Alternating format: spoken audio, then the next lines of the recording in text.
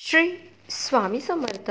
आज आपण ऐकणार आहोत हरतालिकेची ती गूढ, अद्भुत आणि अलौकिक कथा। ही कथा फक्त एक दंतकथा नाही, तर ही प्रेमाची कथा आणि भक्तीची कहाणी, जी आजची प्रत्येक स्त्रीला प्रेरणा देते।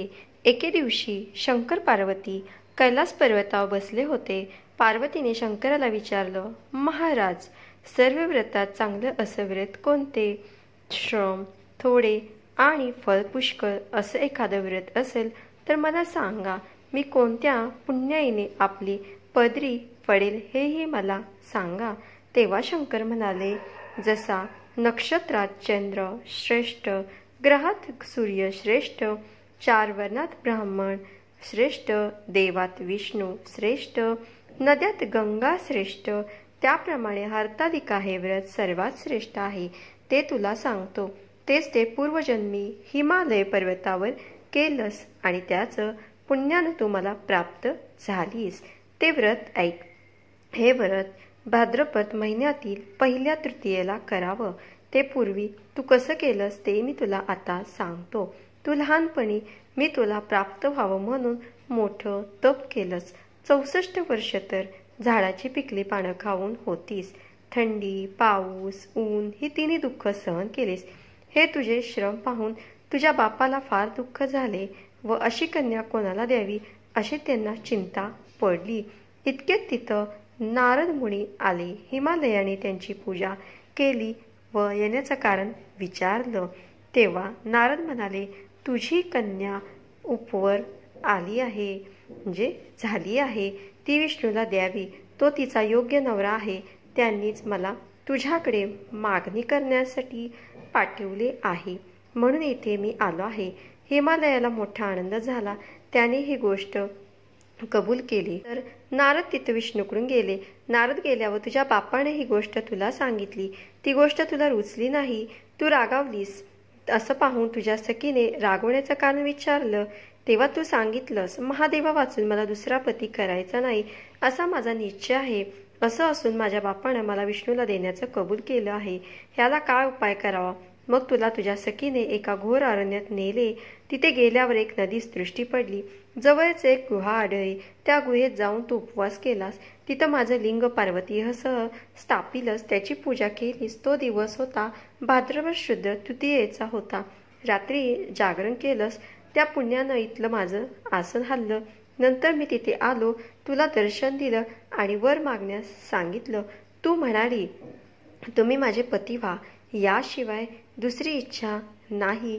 नंतर ती गोष्ट मी मान्य केली। मी गुप्त झालो। दुसऱ्या दिवशी ती व्रतपूजा विसर्जन केलीस। मैत्रिणीसह त्याचं पारण केलंस। इतक्यात तुझा बाप तिथे आला। त्याने तुला इकडे पळून येण्याचं कारण विचारलं। मग तू सर्व हकीकत सांगितली। पुढे त्यांना तुला मलाच देण्याचं वचन दिलं। तुला घेऊन घरी गेला। मग काही दिवसांनी चांगला मुहूर्त पाहून मला अर्पण केली।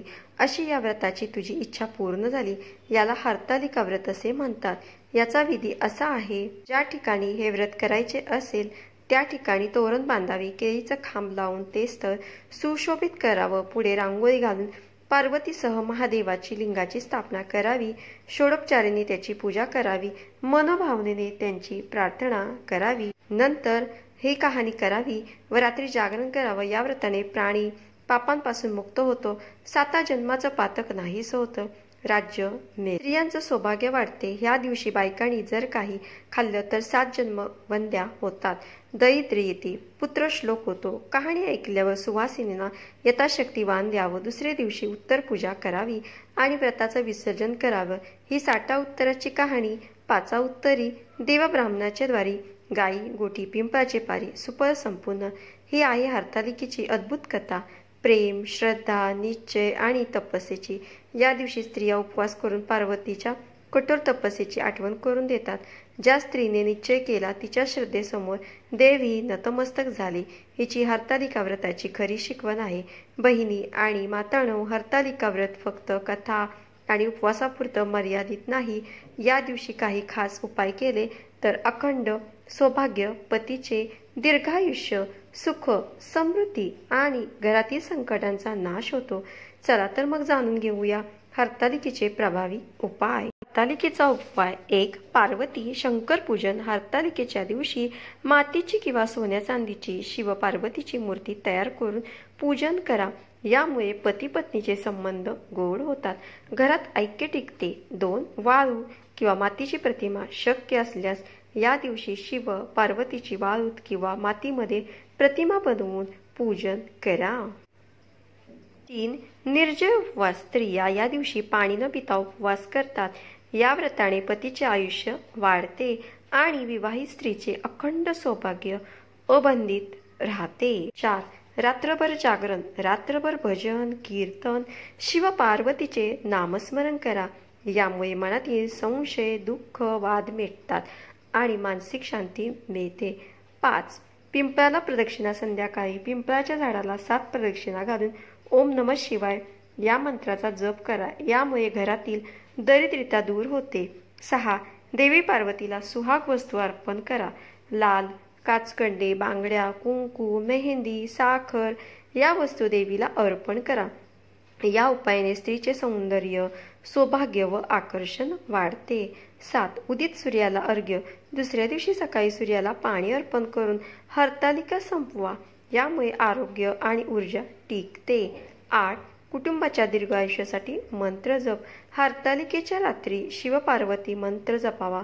ओम गौरी शंकराय नमः 108 वेळा। यामुळे पती पत्नीचे नाते घट्ट होते आणि संतान सुख लाभते। 9. अविवाहित महिलांसाठी उपाय। अविवाहित मुलींनी या दिवशी व्रत करून लाल फूल व मिठाई अर्पण करावी। यामुळे इष्टपती मिळतो आणि विवाहात अडथळे दूर होतात। 10. दान धर्म। या दिवशी एखाद्या सौभाग्यवती स्त्रीला सुहाग सामग्रीचे दान करा। यामुळे स्वतःचे सौभाग्य अनेक पटीने वाढते। हरतालिका व्रत हे केवळ उपवास नाही तर प्रेम, श्रद्धा, निष्ठा, अखंड सौभाग्याचं प्रतीक आहे। हे उपाय केल्याने विवाहितांना सुखी संसार, अविवाहितांना इच्छित जोडीदार आणि प्रत्येक स्त्रीला पार्वतीसारखे अखंड सौभाग्य लाभते। जर व्हिडिओ आवडला असेल तर लाईक करा आणि चॅनेलवर नवीन असाल तर चॅनेलला सबस्क्राईब करा आणि कमेंटमध्ये श्री स्वामी समर्थ नक्की लिहा। धन्यवाद।